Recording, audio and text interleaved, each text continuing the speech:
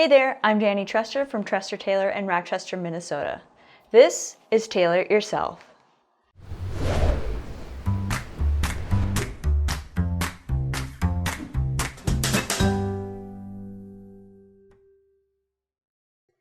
In this video, I'm going to show you how to take in or taper the legs on a pair of jeans or other casual style pant. This is going to remove excess from the leg and make it look like it fits you a little bit better. To taper the legs, you'll want a ruler and tailor's chalk, a scissors, a seam ripper or a razor blade to take the hems apart if you're going through the hem, and 1 or 2 color threads to sew up your side seams and put your hems back in. And a couple of larger items such as an ironing board, an iron with some steam, and a sewing machine. Just a couple of notes about tapering pants. There is a limit to how much you can taper them. It depends on how far up the pant leg you're going and how much you're taking in from the side. On a lot of jeans, the inseam is a top stitch seam, and especially on this pair here, we have this flat felled seam. It's a seam construction you typically see on jeans. And if you're not used to dealing with it, it can be a little bit tricky to try and recreate. So anytime I'm tapering legs, I try to avoid that seam if it's top stitched. So mainly I work on the out seam. And on this pair, we're not taking it in a whole lot, and we're going up to the thighs. So taking in this amount is going to be enough to make a smooth transition. Sometimes if you want to taper it in a whole lot in a short distance, let's say you were taking it in, you know, 1.5 inches to 2 inches on the fold, so it'd be 3.5 to 4 inches. In that short distance, if I draw this line, you're going to see that the pant leg has kind of a little crook to it, and when you put that on, you're going to see that in the leg, and it's going to look like your legs are a little bit bent. So in order to do this properly, if you did want to take it in that amount only about to the calf or so, you'd have to split this amount between the out seam and the inseam to make sure that it's a balanced leg, which means then you'd have to kind of redo the seam here, which can get a little bit tricky. But if you wanted to take it in this amount, but you were going all the way up to the top of the pant, that's okay, because you have a longer distance to taper that in and make it a nice, easy curve. But if you want to take it in a lot in a short distance, you'll have to take both seams in. But for our purposes here, we're only taking it in about 1.5 inches or 3/4 of an inch on the fold up to the thigh. So that is not too much to take in that distance. We also have some other pants here. This one we're taking just the thigh in at the top, and we're not going through the hem. But I wanted to show you that the tapering process is the same, it's just that on the ones that we're actually going to be working on, we're going through the hem, so we'll have to take that apart and stitch it back together. Whereas on this other pair, we would just be tapering it through the leg here, so we wouldn't have to take anything apart, but it's the same technique as far as marking and stitching and cleaning up the inside. On this pair here, which we also marked during our fitting process, it's made similarly to these jeans, but again, we're working on the out seam. We're starting sort of at the top of the pant and then going through the hem, but in this case, we're also shortening the pant. A lot of times when you taper a pant, you narrow the circumference of the leg so that it sits up a little bit higher on top of the foot, so you get more bunching, more of a break. So a lot of times when you taper, you also have to shorten, but it kind of just depends on how much you're taking it in and if it was too long to start. If you are going to be tapering and doing the hem, you want to do the taper first because you're going to have to take the hem apart anyway.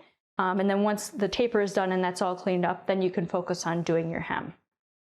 But for this pair that we're going to work on here, the first thing we're going to want to do is transfer our pin marks into chalk marks on the inside of the pant. So you'll want to flip the leg inside out, and then where the pins are, and we're going to be sewing from the top of the pant down, so we want the marks to be visible on this side of the pant. So when we mark that, where the pin is, we'll run our chalk along the edge of the pin so that it makes a mark on where we should taper.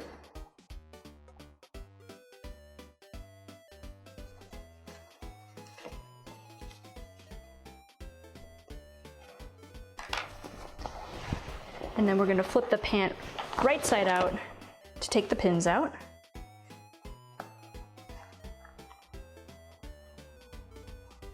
And one other mark we're going to want to make is the X we put on the outside during the fitting process to tell us where to stop, because we don't want to go past it because it fits fine in the thigh area.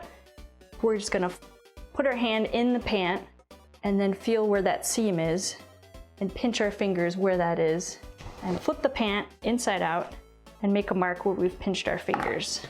And that'll tell us where we need to start and stop.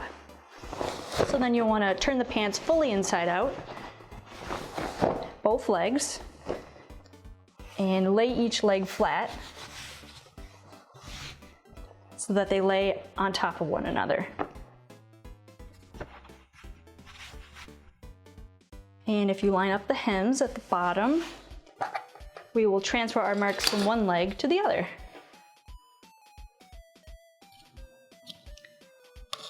So we'll mark our top one, and then I'm going to measure from the mark to the seam how much that is, and it's a little more than 3/8 of an inch. And this one is a little bit more than 5/8 of an inch. So then I'm measuring 5/8, putting my ruler about 5/8, and then down at the edge of the ruler I'm making my mark. And this one here is about 5/8 of an inch. So 5/8 of an inch down and make my mark. And this one's about 3/4 of an inch, a little bit more than 3/4 of an inch.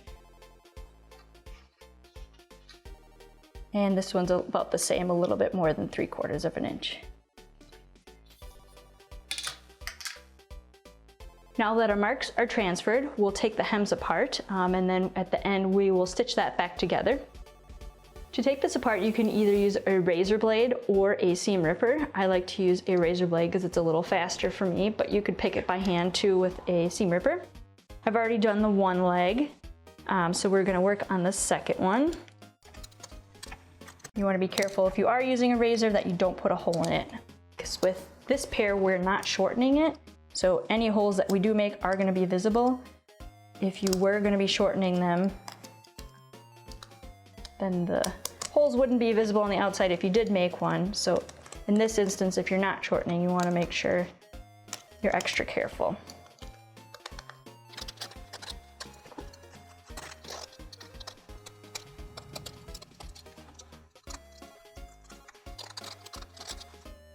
All right, so now both of our hems are apart. We'll take our little silicone bit and the end of our seam ripper and use that to clean up all the threads. You want to make sure that you get them out of, you want to make sure that you get this nice and cleaned up before you stitch the hem back together, because it's a lot harder to get these little fuzzies out after you've stitched it. So this will just take you some time to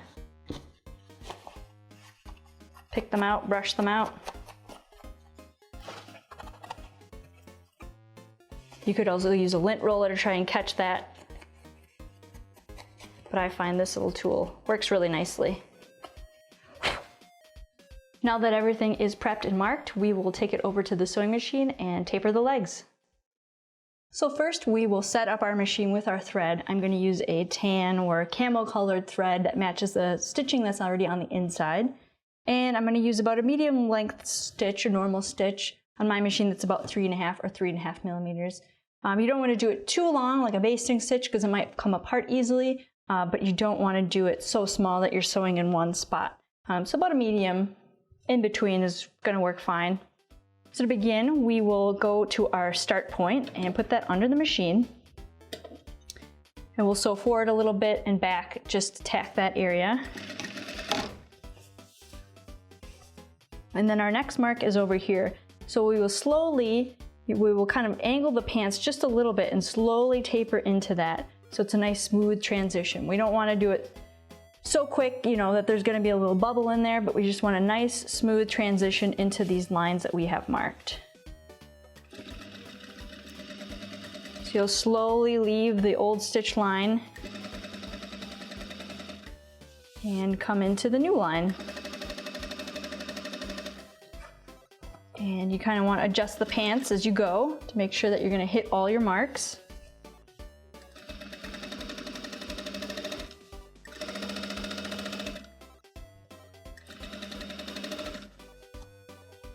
And then once you get towards the hem, you want to make sure that you have that unrolled and laid flat. One thing you could also do is line up where the old wear marks are on the hem. So when you stitch that back together, those line up, and you can put a pin there.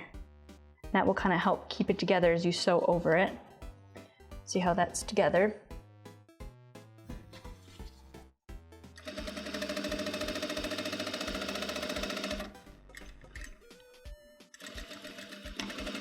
When you get to the end, just back tack to secure that seam you've just made.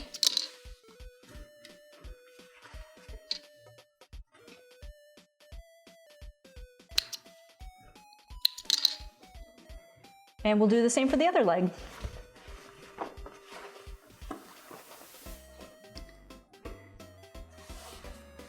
So again, we'll start at our start point, sink the needle, go forward a little bit, backward, and then transition into our new marks.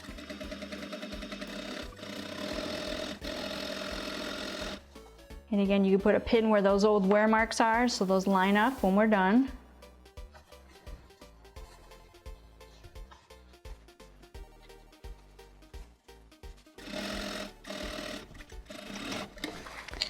And again, back tack, remove your pin. And now we have our pants tapered. There's two things we could do right now. We could leave this as is and then re-sew our hem, or we could take out some of this excess so that it lays a little bit nicer. That's what I'm going to show you how to do. If you were taking this in maybe 1/4 inch or 1/2 inch, you could leave that amount in there. But at the bottom, we're taking about 3/4 inch on the fold, so about 1.5 inches. And that's a little bit too much to leave in there. The side seams aren't going to lay as nice and it's going to feel a little bit bulky. So I'm going to trim that out of there. There's two ways you could do that. One is you could use a serger, which will cut and encase the raw edges all in one. Or you could cut the amount that you want taken out by hand and then use a zigzag stitch on your sewing machine to secure that. If you have a serger, I'm guessing you already know how to use it. So I'm going to show you how to do it using the zigzag stitch of your sewing machine. Before you stitch your seams, you're going to want to remove some of the excess fabric. So this one I've trimmed it out and I've left about 1/2 inch to 5/8 of an inch seam allowance on there. And I've just taken a scissors and trimmed that out on both legs. So before we get stitching, we'll want to adjust our length to get something that works for us. We want a stitch length about 1/8 of an inch between each stitch and about 1/4 inch wide so that it has enough room to encase the raw edge. So if we do some practicing, turn our zigzag stitch on. It's a little bit narrow yet. We're going to make that all the way wide.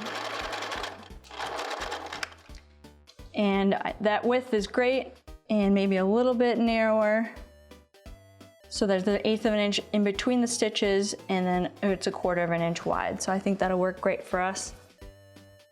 So then you'll just start with the needle position all the way to the right at the very edge of the fabric. And you just want to catch the edge of that fabric so that it encases those threads. We'll go forward and backward a little bit, and then we'll go forward down the rest of the seam. And again, we're just making sure we're just going just off the edge of the fabric so that as it's sewing back and forth, it's encasing that.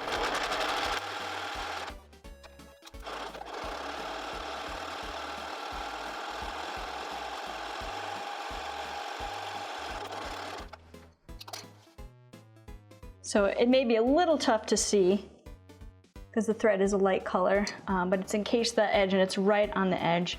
If you get these little strings here, you can snip those away with your nippers or scissors. If you were serging this, it would cut it and encase it at the same time, so you wouldn't get these. But once you snip them off, the seam should be secure.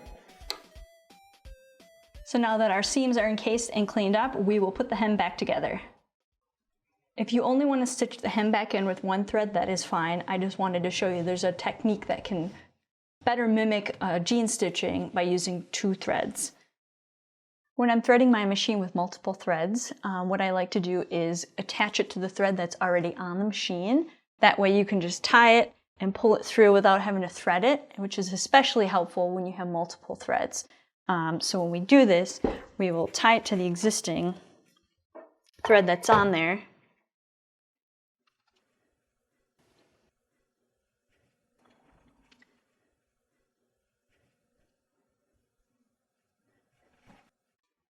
Once those are tied together, then you just take the thread and pull it through the rest of the machine, and now you'll have 2 threads that are on the machine at the same time.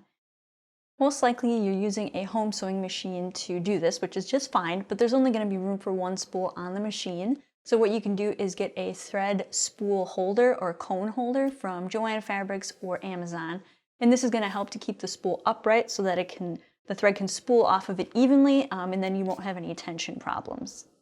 So we'll start on the inseam where our top stitching is. Anytime you're sewing a hem, you want to start on the inseam. That way your start and stop point isn't as visible as it would be on the outside of the pant. Our stitch length I am maximizing on my machine. It's at a 4, which is 4 millimeters, and that's going to best mimic the jean stitching that's on the rest of the pants. So we'll kind of feel for where the old hem is, and then we'll follow this old stitch line that's here. And it's already sort of pressed and folded where it was, so it should be relatively easy to get that back into the same position.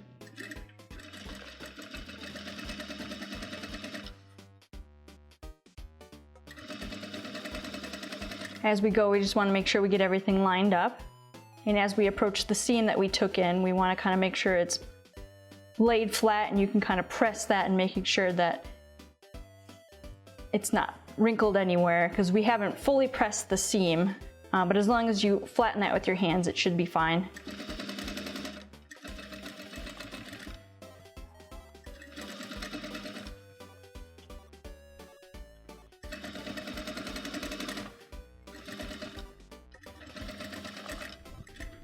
And I'm just walking the needle over that thick part because I don't want to break it, which can happen easily on jean seams.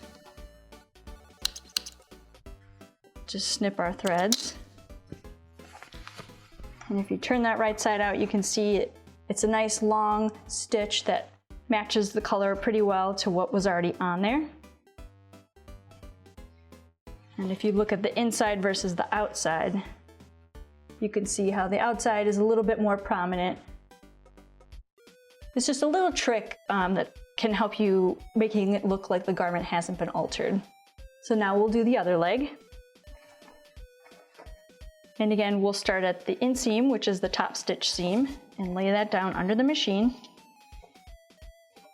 And we'll start in the old stitch line, and we're feeling for where that roll is, so we make sure that we catch that as we stitch it. And we'll kind of press flat the seam that we took in.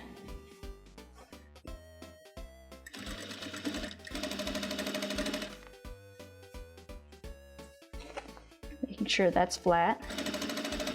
And as you can see, where we put a pin where the old wear lines were, and that lines up pretty well, and especially once we stitch over that, you won't really notice that we've taken it in there.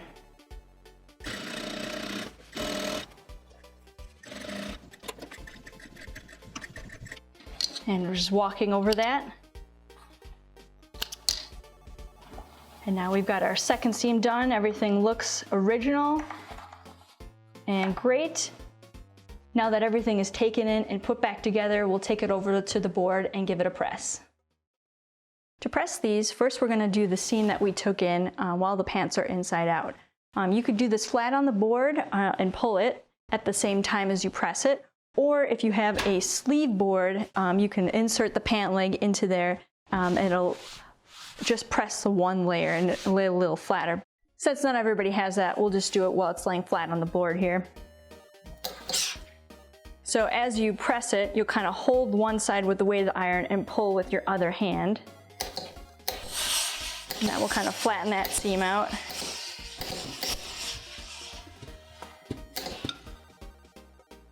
And then we can flip it and do the other one.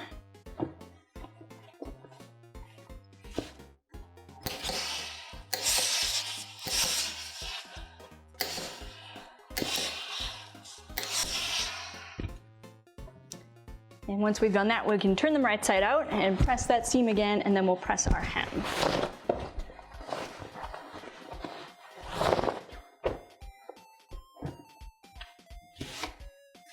So we'll lay it on its side and we'll press our side seam.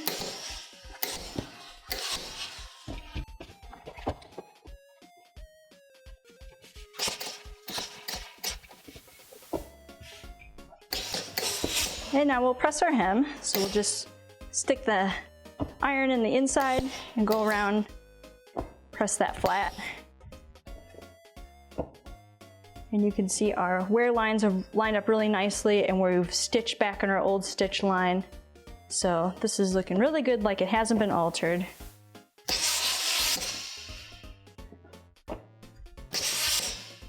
And we'll do the other hem.